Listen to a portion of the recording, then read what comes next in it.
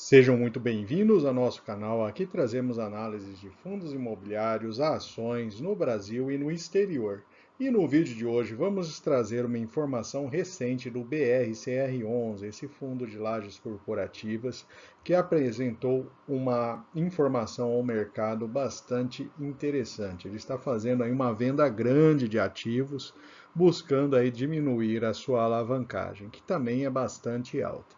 Vamos conferir os principais dados aí, como fica o portfólio desse fundo após a venda e também uma estimativa de como vai ficar o resultado do fundo após essa movimentação, trazendo aí um histórico desde 2019 até agora, como evoluiu aí a receita de aluguel, o pagamento de juros da dívida do BRCR11. Fique até o final que trazemos bastante informações interessantes para você, investidor que tem interesse ou que é investidor de fato no BRCR11. E se o vídeo ajudar em seus estudos, fique à vontade para curtir, compartilhar e se inscrever em nosso canal.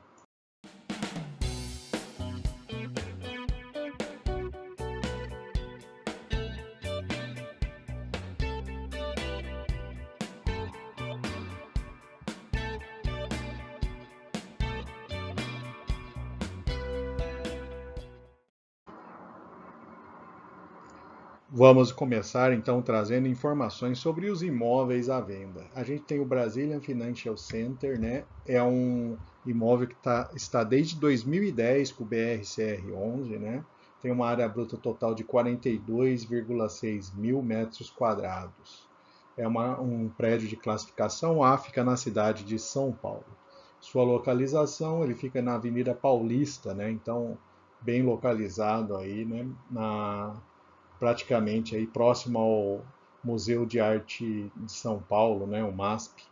Então, uma posição aí bastante interessante. Ah, são 9.984 metros quadrados de área do fundo, 23% do total. A receita contratada desse imóvel é de 1,3 milhões de reais. Então, são R$ 136 reais por metro quadrado, uma vacância de 2,7%. O Buriti, ele também fica na cidade de São Paulo, mas tem a classificação B.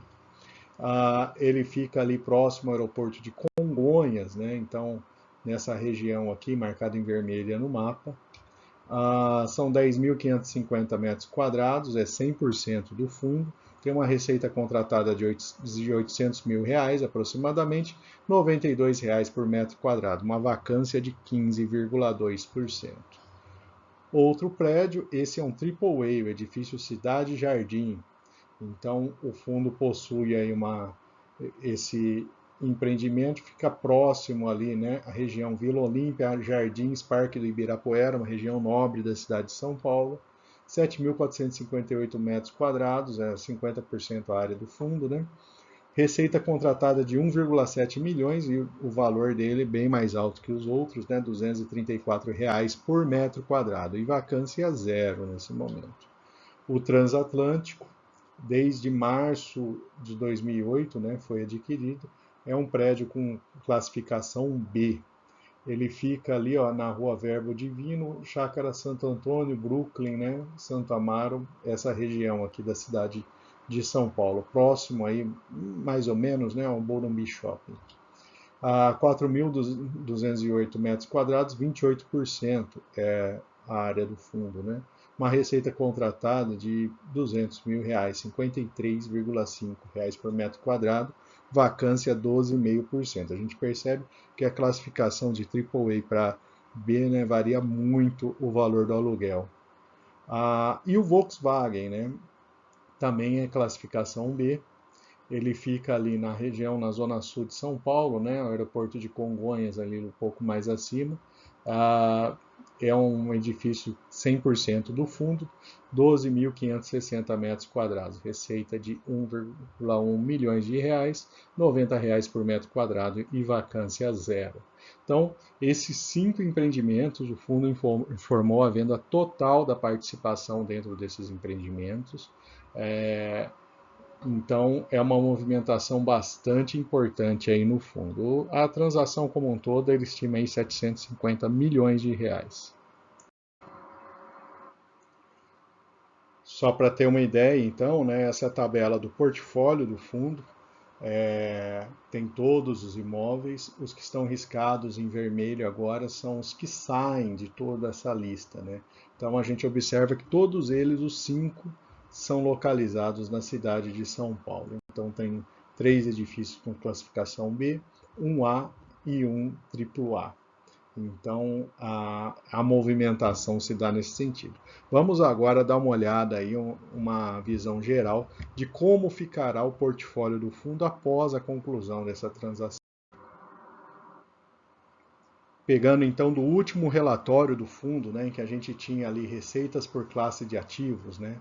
Então o AAA era 74%, com a venda desses empreendimentos vai cair para 63%. O A cai de 7% para 3% e o B aumenta de 18% para 34%. Por região, então a gente tem um aumento na região do Rio de Janeiro de 28,9% para 36%, uma vez que todos os empreendimentos são de São Paulo. Isso também não é um dado interessante para o fundo, uma vez que o Rio de Janeiro está passando por uma crise maior do que São Paulo aí na retomada das lajes corporativas. A vacância física do fundo também sobe, saindo de 21,7% para 25,4%, né? E os responsáveis aí por essa vacância, os Senespes, chega a ter 55% e Torre Almirante 28% da vacância futura do fundo. E vamos passar mais um tempo aqui nesse gráfico. Ele traz umas informações bastante interessantes. Ele foi consolidado, baseado aí na planilha de fundamentos do fundo, que tem todo o histórico do BRCR11. A gente pegou desde julho de 2019, né, pegando aí o final do ano de 19, passando pelo momento mais crítico ali em 2020, e a gente vê como evoluíram aí algumas questões-chave do fundo. Começando, então, pela receita de aluguel.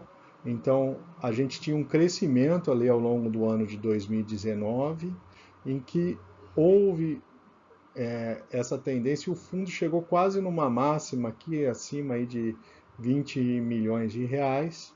Depois houveram negociações, né, de extratos, o fundo passou aí um momento de estabilidade, a 21 teve até uma queda, e estamos aí desde então, se a gente observar um pouco mais longe aí, nesse patamar, né? Lembrando que de 21 para 23 tivemos aí inflação relevante, GPM mais alto, IPCA, e aí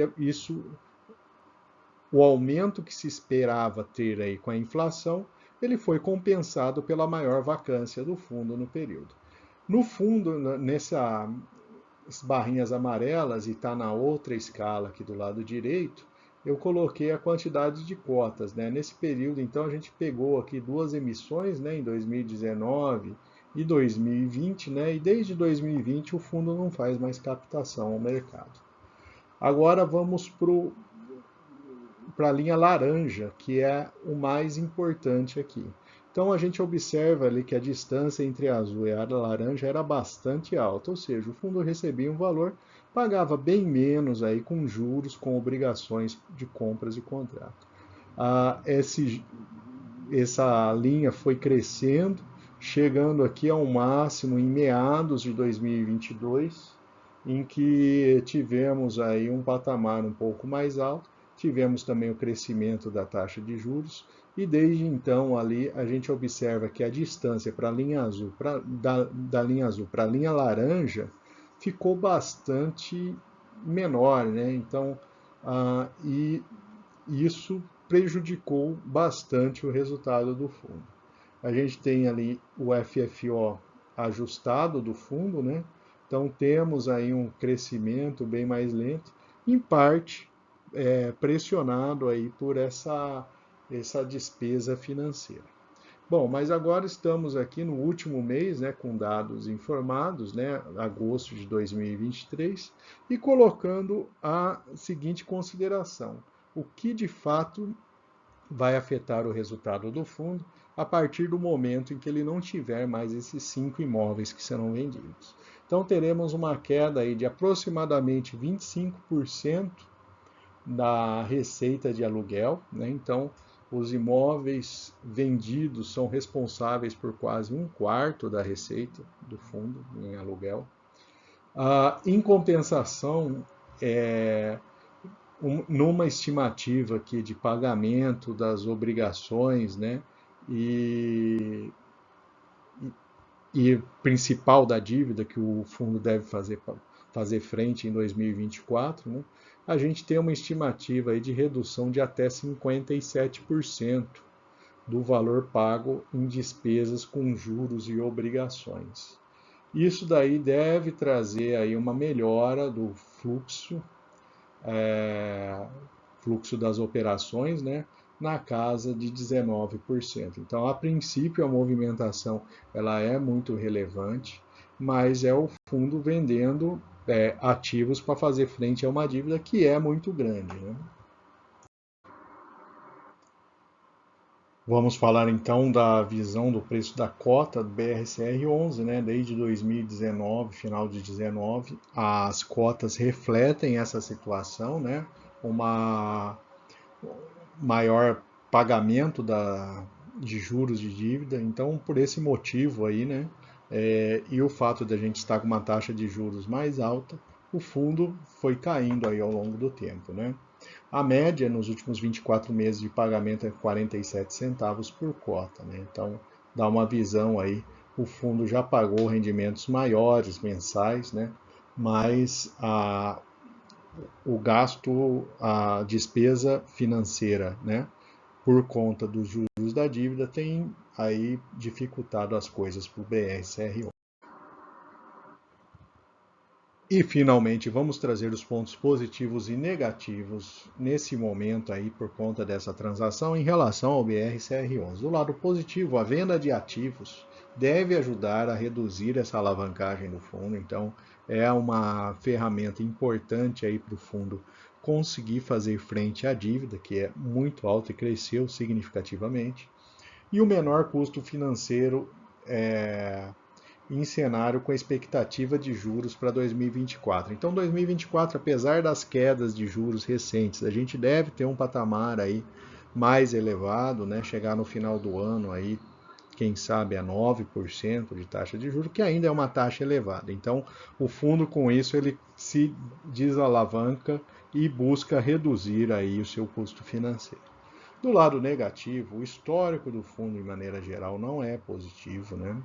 A maior exposição percentual ao mercado do Rio de Janeiro, que é um mercado que está bem pior do ponto de vista, principalmente para imóveis comerciais e lajes corporativas, do que a cidade de São Paulo. A queda de participação percentual do fundo em ativos AAA, né? Então, são ativos que nessa retomada aí, né, aos escritórios, são ativos que conseguem aí ter uma locação mais fácil, né, vamos dizer assim, e o aumento da vacância. Né? Na composição, a vacância do fundo vai acabar subindo depois dessa operação. Né? Sendo que a gente tem dois imóveis ali, né, se vocês voltarem o vídeo e verem na tabela, dois imóveis com vacância bastante elevada que ficam ainda dentro do portfólio do fundo. E por fim, eu vou deixar aqui uma lista de outras análises de fundos imobiliários e duas recomendações de vídeo. Fique à vontade para consultar. Se não for inscrito, se inscreva em nosso canal.